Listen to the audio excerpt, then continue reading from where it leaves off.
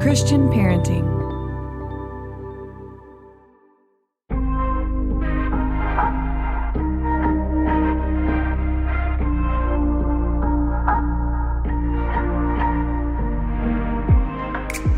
Well, hey there, and welcome back to the Journey Podcast with Jonathan Pitts, and I am your host, Jonathan Pitts, and I'm excited to be with you today and to share a story, a really profound story and a really beautiful story of a guy that I've actually gotten to know a lot better since the podcast. When I had the conversation, it was the first conversation I'd ever had with him, and we actually just sat down for coffee after that. You know, you really like someone when you kind of do a podcast with them. You don't realize that they're actually somewhat local to you, and then you schedule a coffee with them for a few weeks later. And so I'm interviewing today a man by the name of Todd Tilghman. And Todd is season 18 winner of The Voice. If you watch The Voice, you'll know who Todd is. You'll recognize his voice and everything. But I didn't know who Todd was when I sat down with him for the first time. I was actually introduced to him through just a common PR company, and they presented me his book, Every Little Win: How Celebrating Small Victories Can Lead to Big Joy. And the title caught me because, you know, if you've listened to this podcast, one of the things that you're aware of that I talk about is just the discipline of celebration. This idea that whatever is true, whatever is right, whatever is honorable, whatever is pure, whatever is lovely, whatever is admirable, if anything is excellent or praiseworthy, think about these things. And so the subtitle of his book, How Celebrating Small Victories Can Lead to Big Joy, just resonated with my soul because the word celebration, but ultimately celebrating the small things, even if big things are falling apart. And so you're going to get to sit down and meet maybe Todd Tilghman for the first time. And right away, you can hear in his voice just the joy that he has in the Lord and a joy that he has in all that God has done through his life. He spent a long season pastoring, and God interrupted that life in order to do something new in his life, and winning The Voice and basically growing into this space that God is clearly placing him in music is a new part of his story. And you'll hear some of his fears and some of his worries around that, and you'll hear how God is still in the business of giving him confident joy, entering into a new season where a lot of people would think that he wouldn't have any concerns in this new season like he would in his old season, which he talks about both. He talks about some of the struggles of fatherhood and his marriage and just different things that he's walked through. And it's a fun conversation, and one that I can really identify with walking into my new season of life, and how things are brightening up for me after a heavy grieving season, and how that doesn't just come without new challenges, new giants,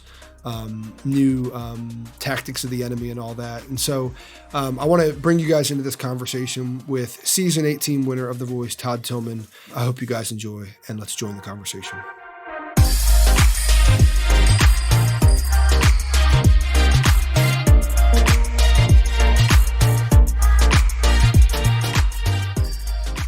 Well, hey friends, I'm here with Todd Tilghman. It's not spelled that way, but it is Tilghman, Todd Tilghman, and excited to have him on the podcast today. When I saw the opportunity to interview you, Todd, I was just kind of excited, just thinking about my podcast and thinking about what we're trying to do. In the Journey podcast, one of the things we're doing in this season is just telling the story of how God has rescued different people, rescued them from different circumstances, rescued them in their pain, rescued them from certain things. And so I'm just really excited to talk to you today about how God has done that for you, how God's done that for you. But first, I want to just ask, a lot of people that have watched The Voice would know who you are from season 18 of The Voice. Not only did you win the whole show, but you actually had all 4 judges turn. Your voice is so distinct compared to so many people. It just stands out, very distinct. And so I could talk about all your accolades and all that stuff, but we'll kind of list those in the show notes. I just want to jump into the meat of our conversation. And I want to ask the question first is, who is Todd Tilghman? Who are you? Just kind of share a little bit of your story, however you would normally share it. Sure. Well, I mean, it kind of depends on, it sort of depends on which angle you're looking at my life. But I would say probably most importantly, I'm a man of faith, man. I'm a husband of 22 years. A dad. I'm a dad of 21 years. Our oldest son was born about a year and a half after we got married, and we got 8 kids.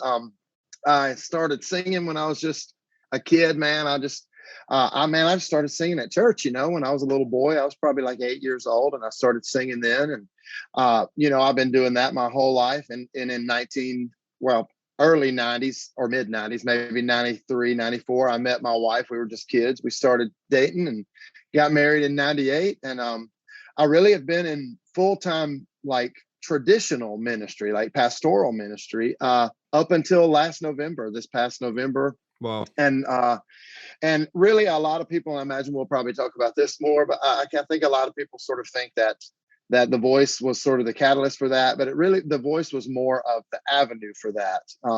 The switch was coming anyway. We just didn't really know what. So, man, that's really who I am. I mean, man, when you're a guy that's 43 years old and you got 174 kids, it's hard to say this is who I am in a nutshell. You change every year depending on what you need to be for your kids. So, what were you a worship leader or a worship pastor or a senior pastor? Kind of what roles have you played in the church? I'm just curious. Oh man, starting in like 1996. Well, actually, before that, starting in about 94, 95, I started leading worship. At like 16, I was just a kid. And so I have been through the years, the worship pastor, let me say, continued throughout all the way to the end. I just pretty much stayed worship pastor. Yeah. But I was youth pastor, associate pastor, and for the last 10 years, lead pastor at the church. So wow. Awesome, man. Yeah, same church. Wow. So, it's really interesting. I was reading just a little bit about who you are and, 8 kids. I mean, you've walked through a lot of different things in marriage and a lot of different things with your children. This is actually, I'm on the Christian Parenting Podcast Network. So my podcast is kind of angled towards parents, and most of the people that are listening are parents at some level and married and doing all the things that you and I are doing. And so I'd love to just hear a little bit about your journey. I mean, you share in your book about some of the difficulties that you face and some of the things that you walk through in life. So I'd love for you to share just maybe 1 or 2 of those things that have been really formational for you as a man that trusts God, as a man that has learned a lot over a lot of years of parenting. Just curious, like what God's done in your life through some of that. Oh man, if we go from like the marriage and family angle, if we just went from the personal angle, I could talk all day. But if we go from the marriage and family angle, man, there's so much. I said we got married in '98. In really early 2002, my wife, I actually have written a song that's going to be kind of exclusive to this book release that sort of tells some of these stories. This specific story, I kind of reversed the roles in the song. But in early 2002, I think it was like March, my wife told me she wanted a divorce. She didn't want to be married to me anymore, and she filed for divorce. And so we really should have gotten divorced, but for the hand of God, man, and the intervention of the Spirit of God in my life and in her life, because we both were sort of in places. Hers was a little more, I think because we married so young, hers was a little more, old school Reba McEntire's Their Life Out There kind of thing, and my part in that was more just kind of, I was mediocre in a lot of ways, and that's really not a good way to lead a family. Continuously, I realize we're going to go through seasons, sometimes we're great and sometimes we're not so great, but I was sort of continually mediocre in a lot of ways. So I wasn't really leading my family very well. At that time, of course, it's just me and her and our oldest son. But anyway, God worked that out, man, and just saved us, literally saved us from the actual brink of divorce. Like no exaggeration. Oh man, through the years, we had our 2 daughters right in the middle are adopted from South Korea. When you are at that time, when you're the worship pastor and youth pastor at a, it depends on, I guess it depends on where you come from and kind of what kind of church you go to. But on a larger scale, we had a small church, which means like I think our church was probably, a couple of hundred people. And so we didn't really make a lot of money. Where I'm from in New Jersey, that's a large church, by the way. Yeah. Oh yeah. It's hard to know. Yeah. Well, when I went to Dallas, and I was in Dallas for 14 years, and that's a tiny church in Dallas. But in New Jersey, where I'm from, 300, 400 is a large church. But anyway, that's right. Yeah, and it's a lot. It's like kind of like that in Mississippi. Like if you have more than a couple of hundred people, that's a pretty big church.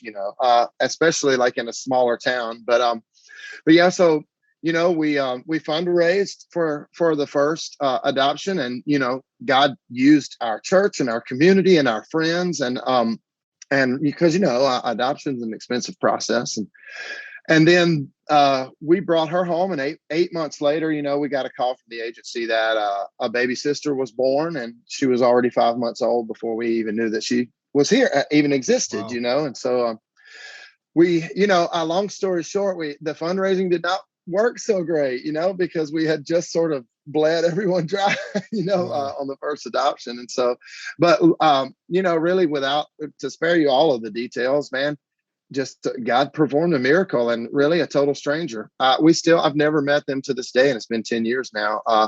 Kind of found out about our story and came through and paid all the adoption fees, and so that worked out. We've been through circumstances, with, oh man, now this is more from a personal standpoint than a family standpoint, but God is still in the process of saving me and rescuing me from the fear of the opinion of people and a sort of Pharisaical religious mindset. We are We've brothers in had kids that. that were super sick. What's that? We are brothers in that. So Oh yeah, I we have mean that in common. he's doing that right now.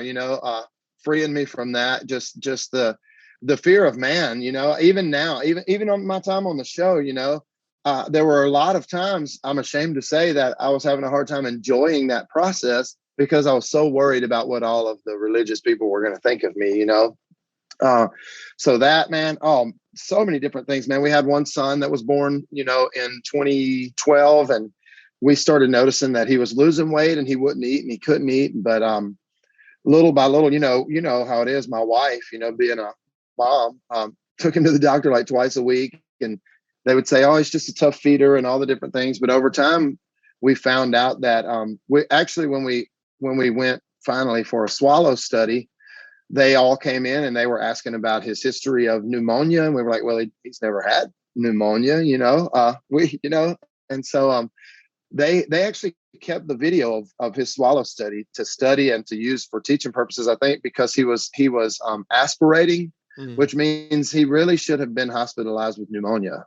And just God's just good, and that worked out. Now the kid, no kidding, the kid eats all of his food and everyone else's, Wow. whatever Wow. they leave over. And that, man, that's kind of just the tip of the iceberg. My wife deals with anxiety and depression, and we've been through some really, really hard seasons with that. But God's sort of set us free, and not just of the anxiety and depression, but also of sort of this mindset that it has, being free of that and walking in freedom of that has to come a certain way, Right. Right. And so, Like man, almost I like can go total, on for days. almost like total healing. Like you'll never deal with this again. And if you're set free, Right. Yeah. you'll never struggle with a thought or a emotion Right. Yeah. again. Yeah. Yeah. I think a Wow. lot of times, we get set free of the things, but that doesn't mean we're going to be free of the temptation of it or the struggle. Sometimes, you know what I mean? Yeah. Yeah. Wow. Yeah. It's really interesting. I mean, as I hear you talking about your life, I honestly can't help think of mine, not because we have similar stories, but simply because as a man, you've been married several years. You've got several kids. I've got 4 girls, by the way, 4 girls. So I feel like I've got 8 kids, but I've, After 3, it's kind of downhill, man, for real. well, I had twins at the same, my last 2 are twins. So I went from 2 to 4 overnight, my wife and Oh, I. wow. Yeah. Yeah. But anyway, I've walked through the loss of my wife, and I've walked through just raising kids, and I've had, call it, success. I've got a book out with that, and I've pastored for years, and I've got all these different things that I'm doing. And ultimately, I think the thing that is common between you and I is just this reality of that there's just a lot happening, a lot on our plates. And so, Right. it's a lot to be a man and lead a family through all the different things. And success is probably the hardest of things, the things to lead through. So I wonder, just curious for you, like just with the success you've had, and has that come? I mean, obviously the people pleasing thing and the fear of man thing. I totally get that. I've actually talked a little bit about that on the podcast myself, but I'm just curious, what's the hardest thing for you right now in walking in success as opposed to walking in, not that you weren't successful before, but some of the hardship you walk through? And I'm not Yeah. assuming you're not walking through some hardship now, but is there Right. is there hardship that you didn't even think about in the success of it all? I'm just curious. And I asked like 5 Yeah. questions. Answer whichever one you want. Oh man. Yeah. Like right now, and I don't know. My wife, oh man, she is. If you think I'm transparent, man, I have to tell her all the time. Discretion is still the better part of valor, babe. You don't have to tell everything. But for me now, what I think a lot of people might not know is, first of all, what I'm doing now is this huge leap of faith. I did win the show. I don't really know how many details I'm allowed to give. So just in a nutshell, I'm not on a record label or anything. I'm independent, frankly, I wake up every morning and lay in my bed, and I hate to say it like this, but it's the truth. And I feel like if you tell the truth, it will set you free, Amen. uh, and the truth for me is I wake up every morning and I lay in my bed and I sort of have, I hate to say that I've kind of nicknamed it, but like my daily dose of anxiety. Wow. I lay in my bed and I start to sort of lay out all of the income that I know is coming, Mm-hmm. because I have this family that I have to take care of, then there's a lot of people who have a lot of, and they love me. Well, the most of them, I believe they love me, and I believe they have my well-being in mind. So I'm not criticizing them, but I have a lot of people that have a lot of ideas about how I should move forward and which direction I should take. And Mm-hmm. one of the struggles and the battles that I'm having right now is, I do have a vision, but also fulfilling a vision in the music world in Nashville, Tennessee at 43 years old is, that's kind of a miracle if it works out, and so those kinds of things are tough. One of the things that I feel like God sort of like settled in my heart, I guess. Well, I hate to say settled. It's sometimes it ebbs and flows, Mm-hmm. I'm trying to have the understanding that some people just don't understand, Mm-hmm. Yeah. and not get angry with them because they have all these opinions about why I'm not in full-time pastoral ministry anymore, or these different things, and that's really been a hard thing because, like I said, I struggle with what people think and what their opinions are. And I want people to know, that I'm, it depends on what the circumstance is, but a lot of times I make a deliberate effort to be genuine and be who I am, and Yeah. so those things, man, all of those things are kind of hard. But then on the other hand, it's exciting, you get to meet new people, and I'm writing music and I'm cutting music, and this book is coming and all the different things. And that's really exciting. So before this, it's almost like I sort of felt a lot the same way, just for different reasons. Yeah. When you pastor a church, it's just, I mean, I hate to say it like this, but it's true. It's like the anxiety that you have is just sort of focused in a different direction, Yeah. Yeah. but it's a lot the same as far as how I feel. Yeah, it's interesting. One of the verses that has really been a lifeline for me, in Philippians 4, Paul says, rejoice in the Lord always. Again, I say rejoice. Then Always. Yeah. Philippians 4, Yeah. 4, he goes on to say, whatever's true, whatever's right, whatever's honorable, whatever's pure, whatever's lovely, whatever's admirable, whatever's excellent, praiseworthy. Think about these things. I probably Right. quoted that verse on every one of the podcasts I've done this season. But the reason I share it is because I wake up with the same thing. Like I've got these anxieties about things I'm thinking about and people I'm wanting to please and fears about this new future. What's funny is when I walked through the loss of my wife a little less than 3 years ago, and I was in the darkest, deepest pit, it was actually easy to be in that place. But what's funny is Paul's writing that scripture from prison to a people that are being persecuted, and he's telling them, rejoice, Right. rejoice in all the affliction you're walking through right now. Like he's trying to give them this kind of what I would call a confident joy, like be confident in your joy. And one of the things I just noticed as I was watching kind of back, there's like a YouTube clip that shows Todd Tilghman, every song on The Voice or whatever. So I was watching that thing through, and the thing that was consistent besides just your kind of raspy kind of tone is what I would call this confident joy. Something about you being on that stage. I mean, even you jumping around that stage, and there seems like a confident joy that you have. And I guess I would ask in that, I guess maybe it's something in life that you have to maybe at some level speak to yourself, speak into existence. And some would say, is that just come natural for you on stage? Is that a place where it just kind of comes out? I'm just curious. Yeah. I would say yes. That is my like singing, whether it's leading worship or actually like performing. It's just kind of like a happy place of mine, and I really love it, and I Mm. love to do it. And so when you see things like my blind audition, I mean, in that when the coaches started turning their chairs, I was really just overwhelmed with joy, because I was terrified, Mhm. literally like so scared to death. I mean, because we're backstage and we're having these conversations, and they're like, well, which team do you want to be on? I'm like, I just want to be on whichever one of these people turn for me. You weren't ready for all that. Yeah, I didn't, I was just praying that someone turned. And so, but yeah, man, I always say it's funny because, and after my blind audition, Blake Shelton said that's a holy hop, and it's turned into a thing. And there are T-shirts and bumper Wow. stickers, and my wife has a vanity plate on the van that says holy hop. But it's funny because I tell everyone when I sing, even if I sing a ballad, I don't know. I love it. I just can't be still, Yeah. but I also can't dance, So I guess I just kind of jump up and down. I don't know. I just jump around and have a good time, but it's funny that you talk when you were saying Paul. First of all, Paul, man, is my most favorite. I mean, aside from Jesus, of course, like I just think because to me, Paul is so relatable because Paul is just really open with everyone. Like I'm a mess, y'all, I'm a mess. And so one thing that I try to remember is if you read things, a lot of times we don't read everything in the word and context. And I realize that the scripture is in context with the scripture around it, but it's also in context with the entire scripture, all of it. And so a lot of times, and don't get me wrong, and don't get mad at me if you're listening to the podcast, but a lot of times when you hear I can do all things through Christ who strengthens me, you read it on a bumper sticker of a soccer mom or like the ball team or somebody like that. But if you read before that, Paul's basically saying I've been in all these circumstances. Everything's been good, everything's been bad. I've had a lot, I didn't have a lot. So basically that scripture's not just saying you can win the championship. It's saying like you can endure anything, you don't, and you can do it like you were saying earlier with joy. And so I don't know, man, I just feel like none of those things when I'm singing, I guess it just comes out naturally. I just love to do it, man. It's just a fun thing to do. And it's a release.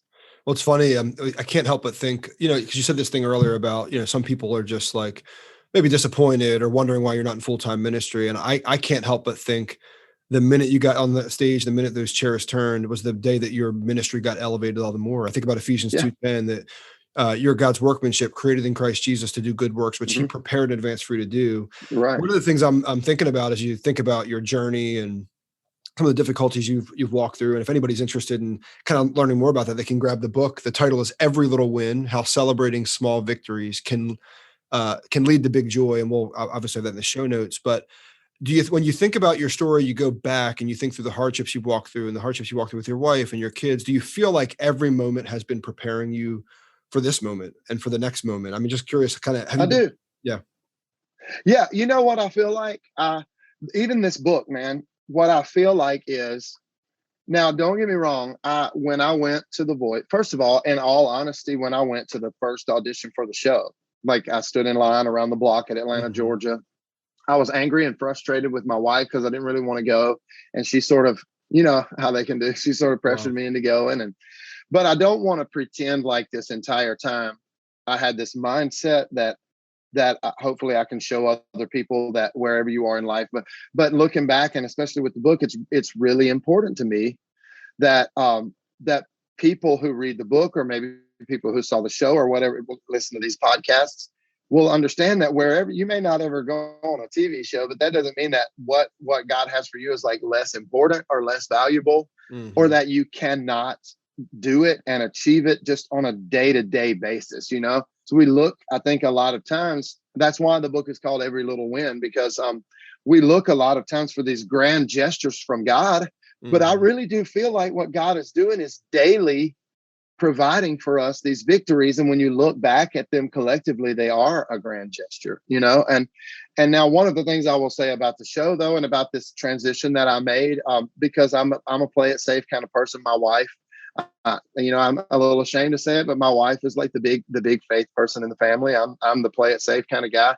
So one of the things I think this is in the book is, I believe that God gave me the grand gesture that he knew I needed. Like he loved me enough to give me the grand gesture that he knew I needed, to move from what I knew was, even though I was struggling, not necessarily spiritually, but I feel like it would have gotten there. But like mentally and relationally, I was struggling in pastoral ministry, Wow. But I feel like I would have stayed because it was safe, and so I do feel like my entire life, God has been preparing me to hopefully just be a small part of sharing with the world that all of these things, you may be in a place right now that's just the worst, you really may be in the pit. But God will use that if you let him, and you'll come out of it, and it'll be a testimony that really could affect and change millions of people. You just never know, you know? Yeah. And I love what you said. My old boss, I used to work for a guy named Tony Evans, pastor in Dallas, and he would Yeah, I know say, him. oh yeah, he'd look at me, we'd be traveling together, and he'd look at me, and like sometimes we'd stay in really nice hotels because ministers would have him in and be in nice hotels. Sometimes we'd be in terrible hotels. Sometimes Right. we get on flights early in the morning. Sometimes we get on flights like super early. And my hair looks Right. like it looks now. The Yeah. audience can't see it, but you can see it, just big. Right. And he would look at me and be like, Pitts, you got to learn how to base and abound. You know, you got to learn how to Yeah. live in the high and the That's right. low. And in each moment, God is doing something, and he's using a bit of you, a bit of your gifting, a bit of his calling on your life to impact somebody. It might not be a massive thing. It might be a really small thing, but I love the subtitle of your book, like celebrating small victories, how that can lead to big joy. I think that's really beautiful. I look back at some of the Right. most joyful, the things I have the most joy about now, they are little things I invested in, people I invested in, things like that. Right. It's awesome, man. I Yeah. want to ask you the question. I ask this question in every episode of this season of the podcast. The verse that has been my life verse these last couple of years since I lost my wife is that the angel of the Lord encamps around those who fear him, and he rescues them. That's been my experience, that God's rescued me from so much. I can look back over my life and see lots of different places, but I'm curious, if you think about your life, you think about where you are now, you think about where you were, is there something that he rescued you from, or something he's currently rescuing you through that you could kind of share with our audience today? Man, you know, I honestly, I would probably have to go back to some stuff I sort of talked about a minute ago. I I feel like God is just currently rescuing me from the fear of man. You know, that to me, and I don't mean it in a rude way toward anyone. Most people, not all of them, when you open yourself up to this audience of millions of people, not all of them, of course, but most people are very, very good to me. So Mm-hmm. it's not necessarily their fault, but man, I'm not even kidding. I was crippled, and I'm kind of, I don't want to say I'm running now, but I am sort of walking, you know. I was totally crippled by what people think of me and whether they're going to feel like I really am a genuine person or my faith really is real, or if I say I love you, do I really mean it, you know. And so that was a huge thing for me. And then even more on a more practical level, you know, I look back through the years and even musically, man. And I mean, I know a lot of people may not understand this, and I'm not going to go into details, but even musically in the Christian world, God sort of rescued me from some things that had I ended up becoming involved with could have been really, really damaging to me and to my life and my family. And so on a mental and emotional and most of all spiritual level, I would say just fear. He's rescuing me from fear of what people think. And then like on a practical level, all those no's, man. God, you just never know what God's saving you from when you get those no's, you know? Wow. It just verses pop in my head, man. It's just one of the things that happens. I never remember where they're Right. at, but they pop in my head. And as Me you were either. Me talking, either. Proverbs 29:25 says, the fear of man will prove to be a snare, but whoever trusts in the Lord is kept safe. I love that, especially in light of the fact I'm asking you, what is God rescuing you from? Right. Fear of man will prove to be a snare, but whoever trusts in the Lord is kept safe. It's really beautiful too, because I can feel your spirit even as you were singing, as we're talking. Like there's this genuine love for Jesus that I think the biggest question, because I deal with the same thing, especially with the season I'm going into. I just got engaged. I'm going to marry an actress, and it's like this whole thing. Yeah. I've been kind of fighting fear for a while, like walking into this new season, and I'm walking out of like the comfortable into the unknown. But I know that I love Jesus deeply.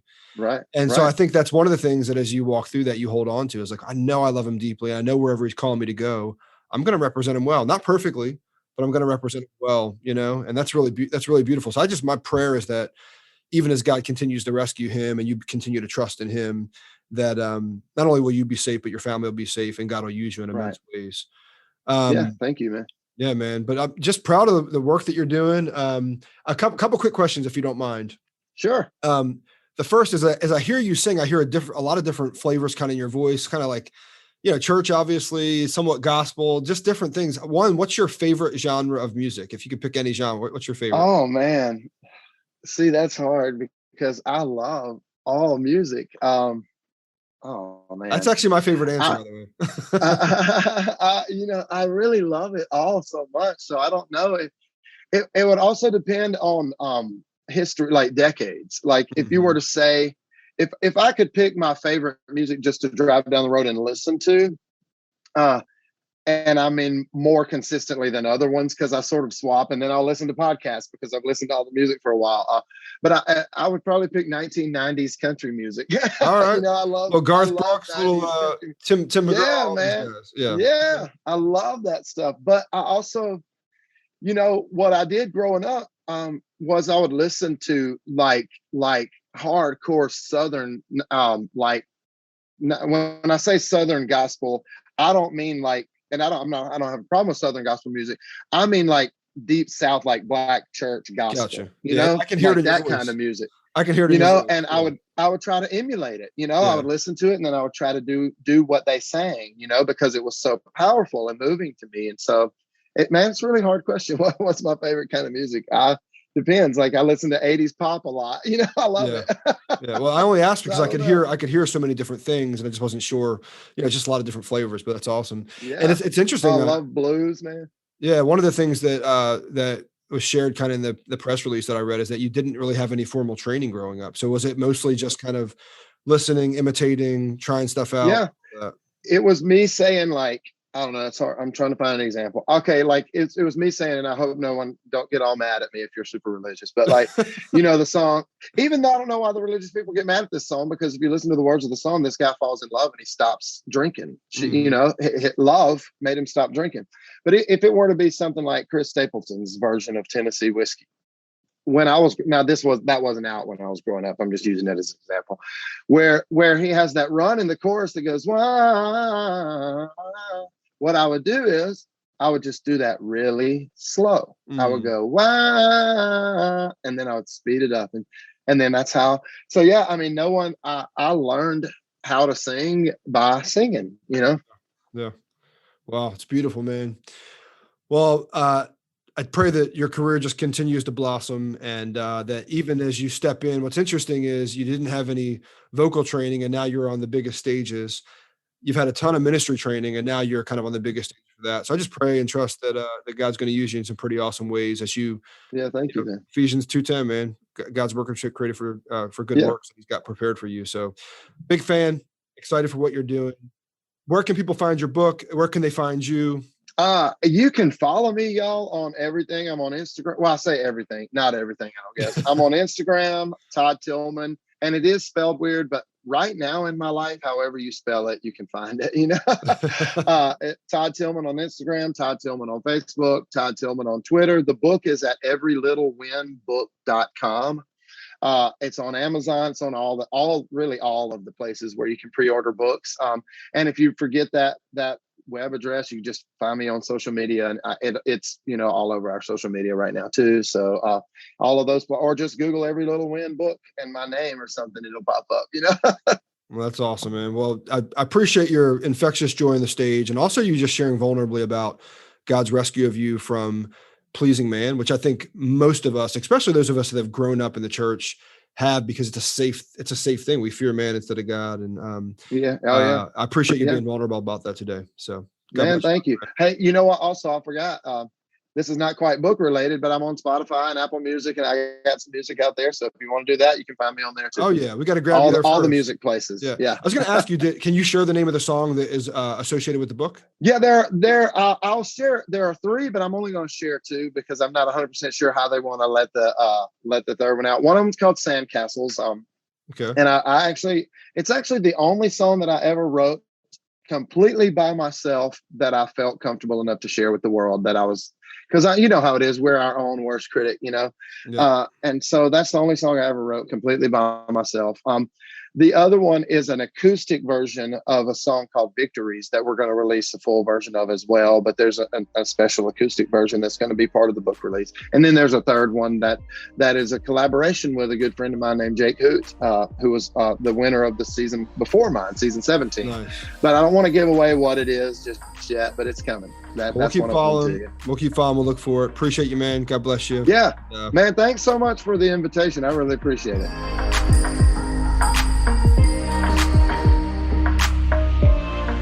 Well, I hope you enjoyed my conversation with Todd. And for me, it was a conversation that I really felt like God was encouraging my heart through, because Todd and I share the same fear. Like, I mean, for me, God rescued me from a massive loss in my life. And in my new season of life, God is rescuing me from a fear of man that would create a level of paralysis in who I am and walking forward. And it's been really beautiful to hear how God's doing that in him, and I could really relate to that. And I'm sure in some way you can as well. And I hope from Todd's story that maybe you saw a piece of yourself, a piece of maybe a fear that you had, or a desire for what Todd has, even in the confident joy that he kind of carries himself in. And is just a fun conversation for me to hear another guy being rescued from fear of man or a man-pleasing spirit. And ultimately we want to be God-pleasing people, which is going to cause us to put others in their appropriate place under God, And so I enjoyed that conversation. I hope you did as well. I hope you saw your story and his. And if you're enjoying the podcast, if you enjoyed my conversation, if you're enjoying the conversations I've been having, would you give me a review? Would you give me a share and just share how this podcast is speaking to you? But I look forward to having more conversations with you. I have an idea about the one I want to do next. I'm looking forward to sharing it with you guys. God bless you. Until then.